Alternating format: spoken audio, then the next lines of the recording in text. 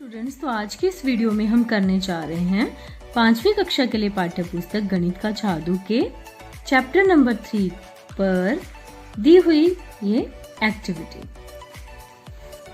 ये page 44 start किया है हमने एंड एक्टिविटी है यहाँ 20 वर्ग सेंटीमीटर क्षेत्रफल का एक आयत है। ये हमारे पास एक आयत है, क भाग है। इस आयत में एक सीधी रेखा कुछ इस तरह खींचिए कि इसमें दो बराबर त्रिभुज बन जाएं। हर एक त्रिभुज का क्षेत्रफल कितना है? तो बच्चों, इस आयत में हमें एक सीधी रेखा खींचनी है और उस रेखा से हमारी आयत दो त्रिभुजों में बराबर की त्रिभुजों में बंटनी जरूरी है और फिर हमें उसका क्षेत्रफल निकालना है। तो हमने पीछे भी किया है इस एक्टिविटीज को। देखिए, हम इसको इस तरीके से इसके सीधी लाइन लगा सकते हैं सो दैट ये जो आयत है वो दो त्रिभुजों में बंट गई है और ये जो रेखा है वो इस आयत को दो बराबर हिस्सों में बांटती है। इसलिए जो यहाँ पर दो त्रिभुज बनेंगे उनका क्षेत्रफल आपस में समान रहेगा।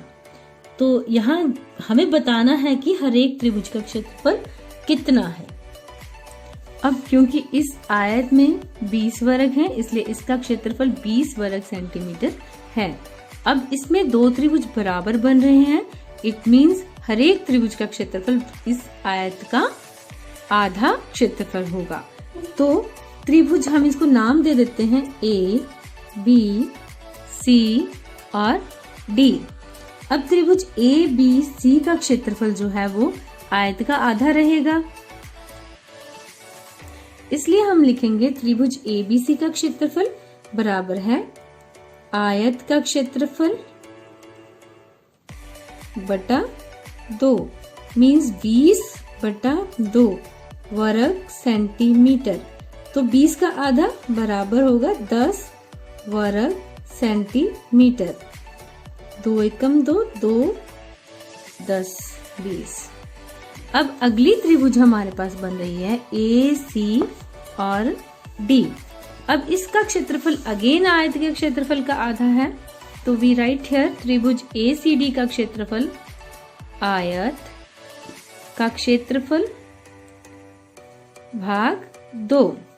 तो ये रहेगा आयत का क्षेत्रफल हमारे पास 20 वर्ग सेंटीमीटर है और उसको 2 से भाग करेंगे। 20 को 2 से भाग किया 10 वर्ग सेंटीमीटर। ये हमारे पास दूसरी त्रिभुज का क्षेत्रफल आ रहा है और दोनों ही त्रिभुज का क्षेत्रफल हमारे पास बराबर है।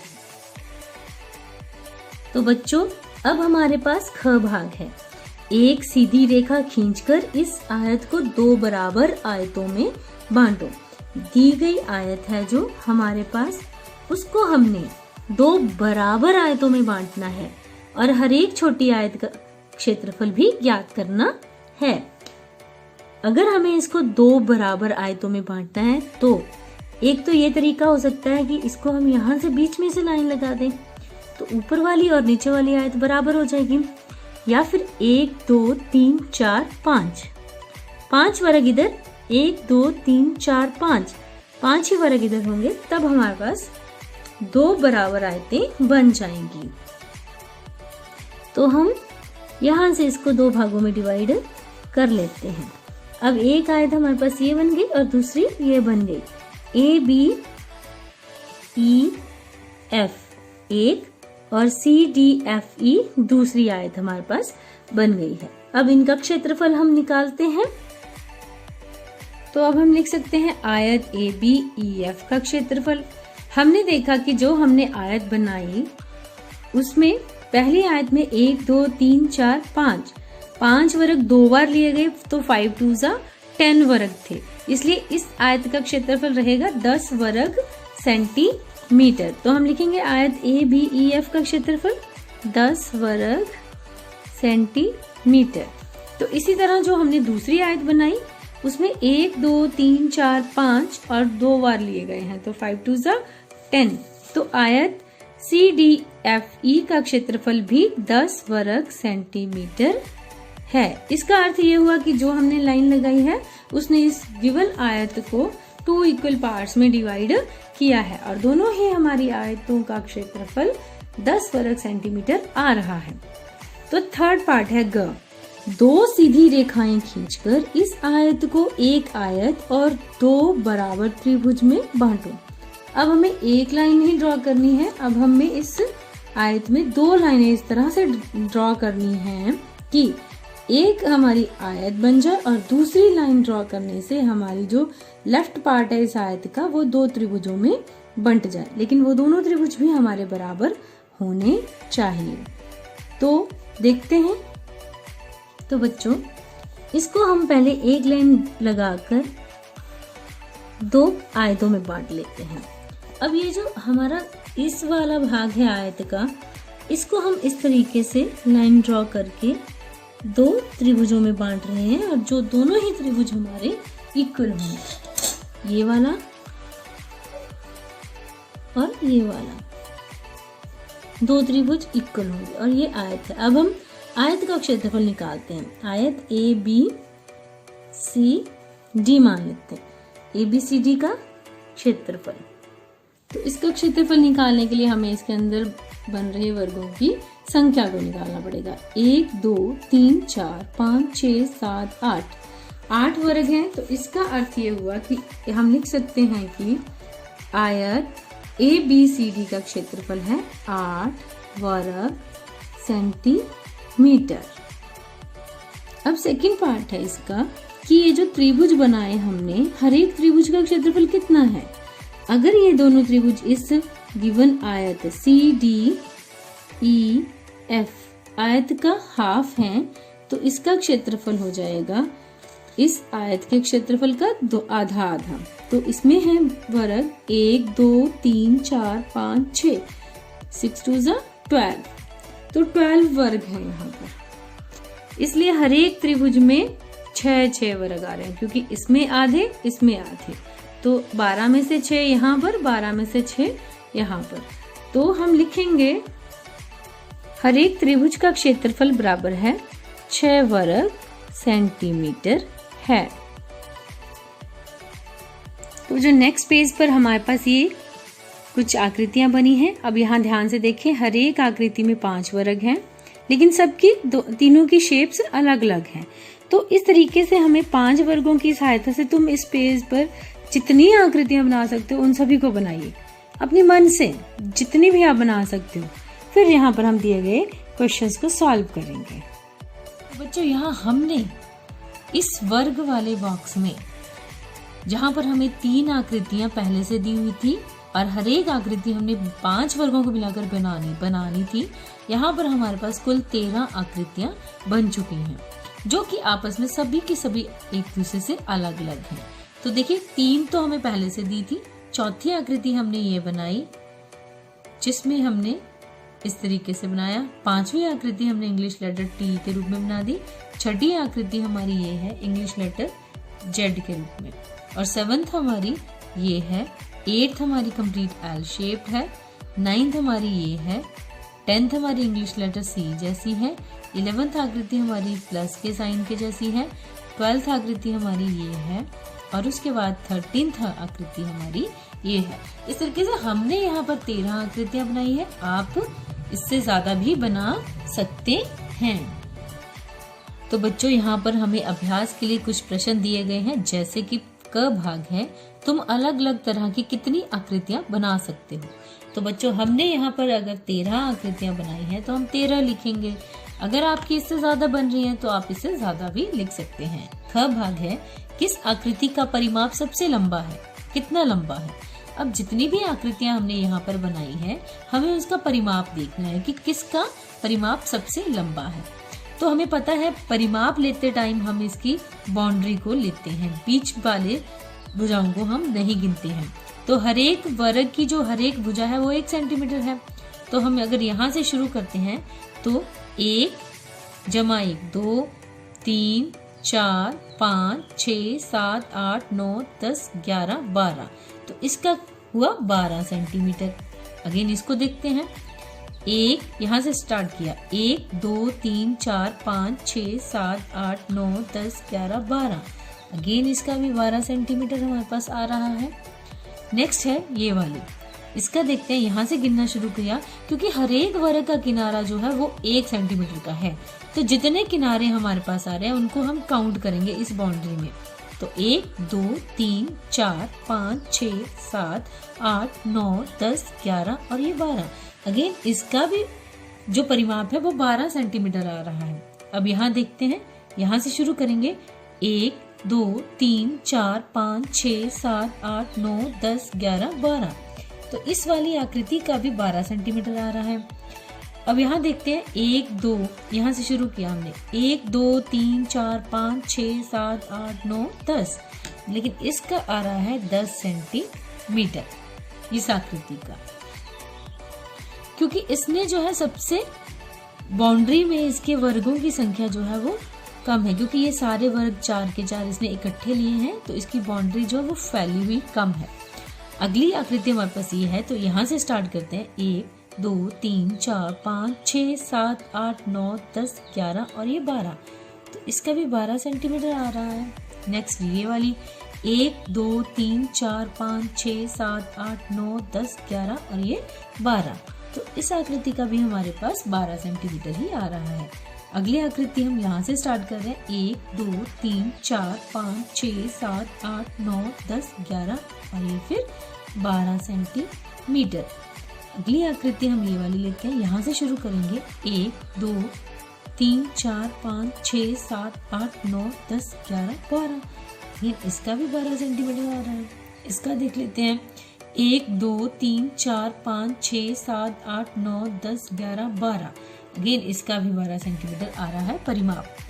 अब ये बची हमारे पास 1 2 3 4 5 6 7 8 9 10 11 और ये 12, इसका भी हमारे पास 12 सेंटीमीटर आ रहा है। अगली आकृति हमारे पास ये है, तो इसका देखते हैं, 1 2 3 4 5 6 7 8 9 10 11 और ये 12 सेंटीमीटर। लास्ट वन, यहाँ से शुरू करते हैं, 1 2 3 4 5 6 7 8 9 10 11 12, अगेन इसका भी 12 सेंटीमीटर परिमाप आ रहा है। तो एक आकृति को छोड़कर बाकी सभी आकृतियों का परिमाप बराबर है 12 सेंटीमीटर। तो किस आकृति का परिमाप सबसे लंबा है? तो हम यहाँ लिखेंगे, एक आकृति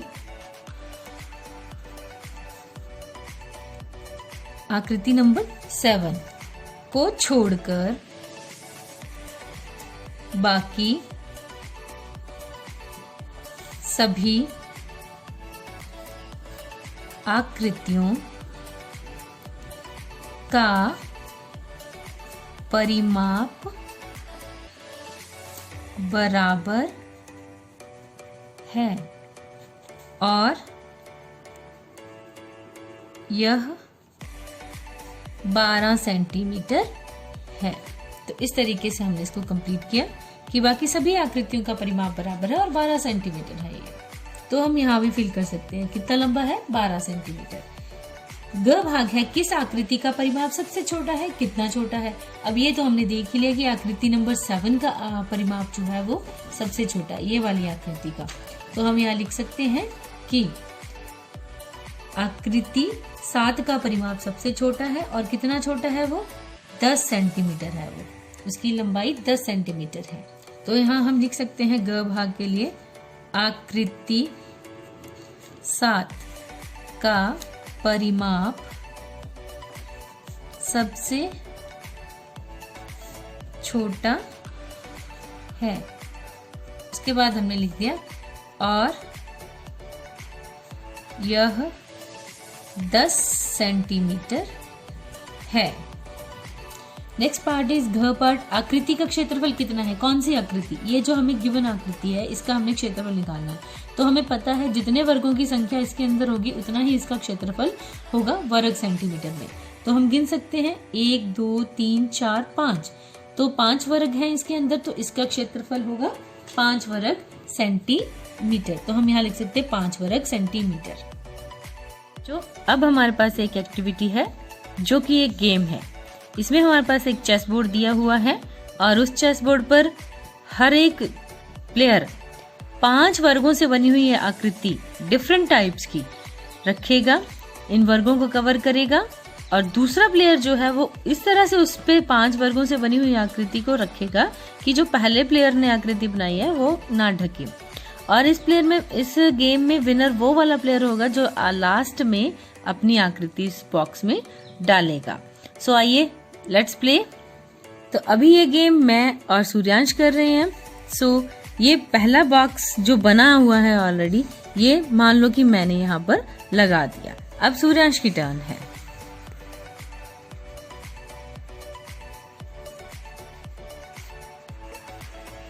वो यहाँ पर 5 वर्गों से मिलाकर एक आकृति लगाएगा।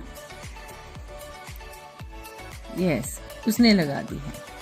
अब मेरी बारी है यहाँ पर, और मैं यहाँ पर कंप्लीट करूंगी। मैं भी यहाँ पर 5 वर्गों से मिलाकर एक आकृति को बनाऊंगी। 1 2 3 4 और ये बीच वाला 5। इस तरीके से मैंने यहाँ पर एक प्लस का निशान बनाया है और उसमें मेरे 5 वर्ग कवर हो रहे हैं। Next is Suryansh turn.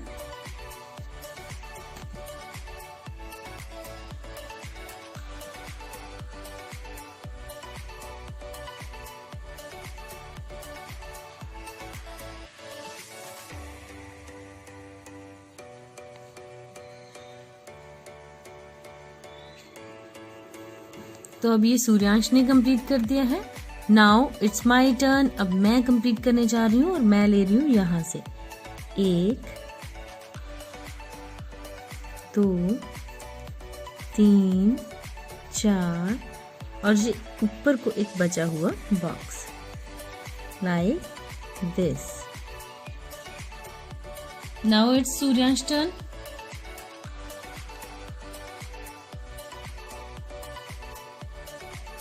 Three, 4 and 5. So now it's my turn और मैं ले रही हूँ 1 2 3 4 और ये 5। तो ये टी शेप में मैंने 5 वर्ग ले लिए हैं। अब सूर्यांश की टर्न। 1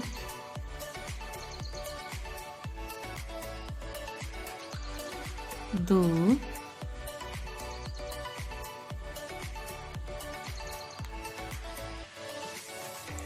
3 4 और ये 5। Now it's my turn. मैं ले रही हूँ 1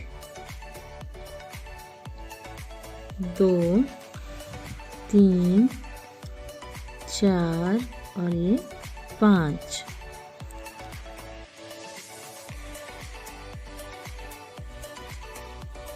लाइक दिस। सूर्यांश कर रहे हैं, देखिए 1 2 3 4 5। तो मेरी बारी है, तो मैं यहाँ से शुरू कर रही हूँ। 1 2 3 4 और ये 5।